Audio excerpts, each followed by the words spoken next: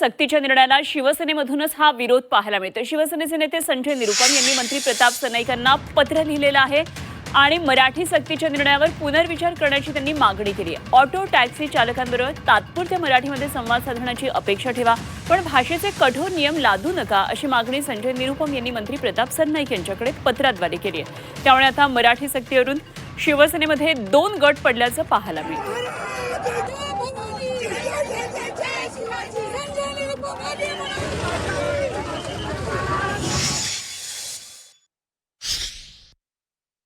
आता verification drive होईल आणि सर्व चालकांच्या एक मराठी ज्ञानच्या टेस्ट घेतला जाईल आणि समजा त्या टेस्ट मध्ये फेल झाले तर त्यांच्या परमिट रद्द होईल, त्यांच्या बॅच जप्त होईल। याच्यामुळे मुंबईचे जो टॅक्सी और रिक्षा चालक आहेत त्यांच्यामध्ये एक भीती निर्माण झालेला आहे, ते आता घाबरत आहे। हा विषय चांगला आहे।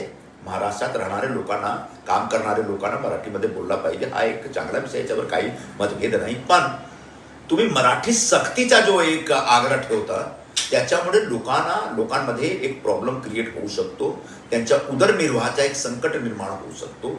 याच्यामुळे माझ्या तुमच्याशी विनंती आहे की मराठी सक्तीचा एक फेरविचार करा, म्हणजे त्याच्यावर पुनर्विचार करा, बस एवढाच आग्रह आहे। आणि कामचलाऊ मराठी भाषाचा ज्ञान सर्व टॅक्सी ऑटो चालकांना, फक्त टॅक्सी ऑटो चालकांना क्या, कॉर्पोरेट सेक्टरमध्ये काम करणारे लोकांना पण राहिला पाहिजे, असा आग्रह महाराष्ट्र शासनातर्फे झाला पाहिजे। अतिशय एक तुकार माणूस आहे, त्यामुळे त्याच्यावर बोलावं एवढी त्यांचं काही नाही आहे। एक नंबर तुकार माणूस आहे आणि एवढं करून भैया लोक त्याला मतदान करत नाहीत ते नाहीच। काही संघटना देखील, शशांकराव यांची संघटना आहे, त्या देखील या मी तुम्हाला सांगितलं ना, त्यांनी एकदा संप करून बघावा, एकदा महाराष्ट्राला कळूच देत की हे लोक आम्हाला भेटीत धरू शकतात की नाही ते।